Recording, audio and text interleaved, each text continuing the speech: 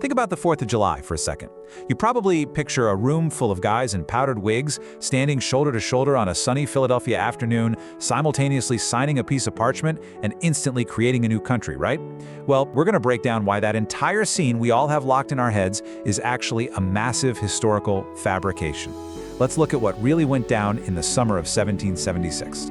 We tend to have this very clean, textbook image of a peaceful, perfectly unified signing ceremony. But the reality was incredibly gritty.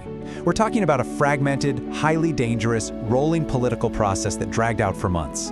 The Pennsylvania State House wasn't full of harmonious patriots holding hands. It was a deeply divided room packed with delegates calculating some pretty massive personal and political risks. To get a sense of just how divided they actually were, let's look at John Dickinson, a delegate from Pennsylvania. He was fiercely opposed to an immediate separation from Britain. He basically warned the Continental Congress that declaring independence before they had a centralized government or a firm military alliance was like braving the storm in a paper boat. There was this intense political gridlock and just genuine fear that they were rushing headfirst into a disaster. You can see this just by looking at the chaotic timeline leading up to the vote. On June 7, Richard Henry Lee formally proposes independence. But the debates drag on and on for weeks. By July 1, the preliminary vote shows deep divisions. Pennsylvania is opposed, South Carolina is against it, New York has to abstain, and Delaware is completely deadlocked.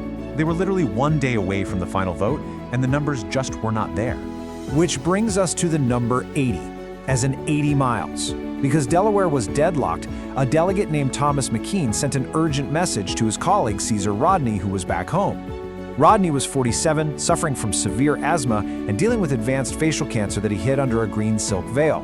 Despite all of that, he jumps on a horse and rides 80 miles overnight through a massive summer thunderstorm, navigating these mud-choked roads for 18 hours just to break the Delaware tie.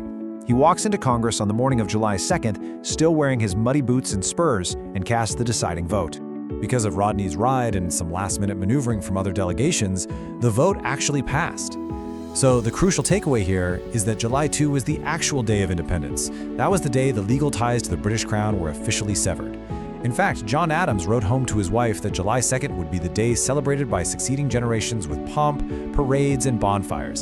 He didn't even mention the 4th. So what actually happened on July 4th? Well, that was simply the day Congress finally agreed on the specific wording of Thomas Jefferson's draft. Late that afternoon, they rushed the manuscript over to the print shop of John Dunlap. He spent the entire night frantically setting type to print about 200 broadsides on imported Dutch paper.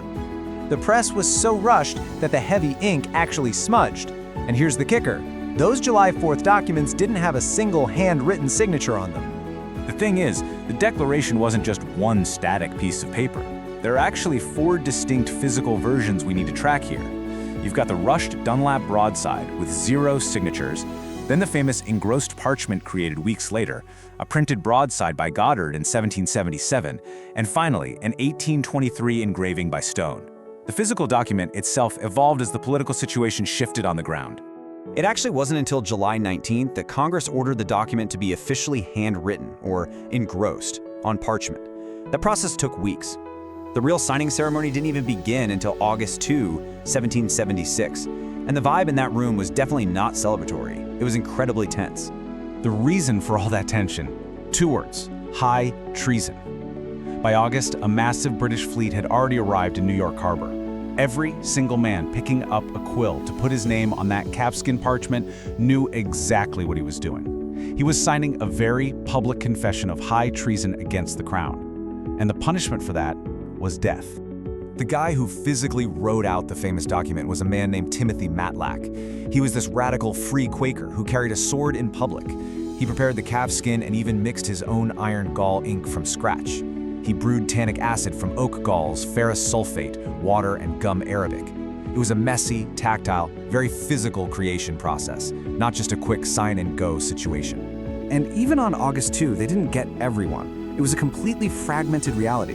51 delegates signed on that day, but 5 others trickled in much later. The signatures were a rolling process over months.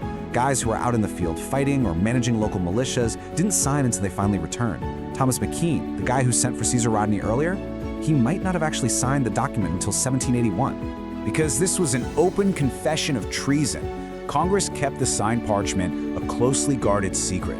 They obviously didn't want to hand the British a convenient hit list. So when did the public actually find out who signed it? Well, for that, we have to fast forward to the brutal winter of 1777, when the military situation was so bad that Congress had to evacuate Philadelphia and flee to Baltimore. Once in Baltimore, Congress decided it was finally time to project some strength and release the names. They turned to an experienced, highly successful local printer, and when she printed the authenticated copy of the Declaration, she boldly attached her full name to the bottom: Baltimore, in Maryland, printed by Mary Catherine Goddard. The Goddard broadside is just an incredible whistleblower story. By putting her full female name on this, she publicly aligned herself with a treasonous conspiracy. She listed 55 of the 56 signers, officially lifting the veil of military secrecy. What's kind of funny, though, is that she made a totally understandable error. Timothy Mallack hadn't labeled the state columns on the original parchment. Because Goddard read the columns from left to right instead of right to left, she accidentally reversed the entire geographic order of the states in her printing. So fast forward to the 19th century, and the new nation starts taking immense pride in the physical document itself. But there was a major problem. In their enthusiasm, they essentially loved the document to death. If you go to the National Archives today, you'll see a pale, nearly blank sheet of parchment. This physical degradation didn't just happen overnight. First, the original 1776 parchment was subjected to high-exposure public displays. But the real fatal blow came in 1823 with a well-intentioned preservation attempt using wet transfer copying. That process ultimately left the original a faded ruin. Just think about the physical beating this document took. During the wars, it bounced around in saddlebags and wooden chests, getting repeatedly rolled up and creased. Then, in 1823, William J. Stone used a wet transfer copperplate process to make copies. He pressed stamp paper directly onto the original parchment, which essentially ripped Matlock's water-soluble iron gall ink right off the calfskin. Throw in severe water stains and an unexplained 20th century handprint in the corner, and it's no wonder the document took such a massive beating. Okay, so if everything I just told you is true, the delays, the late signatures, the rolling timeline, what about that famous painting? You definitely know the one, John Trumbull's massive neoclassical masterpiece that hangs in the Capitol Rotunda. This is the single image that cemented the July 4th signing myth right into our collective brains. It really just goes to show how art can totally warp our memory of the truth. First off, this painting depicts June 28, when they presented the draft, not a signing ceremony. Those 56 signers were never in the same room at the same time. Trumbull even painted in 5 guys who didn't sign at all, like John Dickinson. Oh, and that popular rumor that Jefferson is stepping on Adams's foot to show their rivalry? Totally false. It's literally just dirt, smoke, and degraded pigment tricking your eyes over 200 years. Historians have actually gotten into some major nerd fights over this. Back in 1884, Mellon Chamberlain proved via the manuscript minutes that the signing happened in August. That's the modern consensus today. But in 1986, Wilfred Ritz dissented. He argued that it's just impossible that Thomas Jefferson, John Adams, and Benjamin Franklin were completely wrong when they all claimed they signed it on July 4th. Ritz thinks they signed a paper copy on the 4th that just happened to get lost at the printer's shop.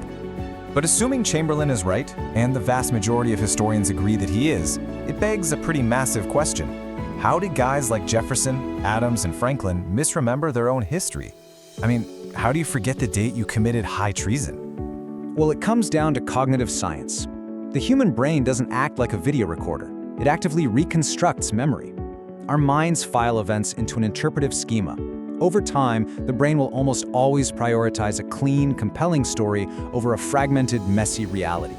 Because the 4th of July almost immediately became a massive, legendary national celebration, the founders' own brains retroactively edited their personal memories to fit the narrative.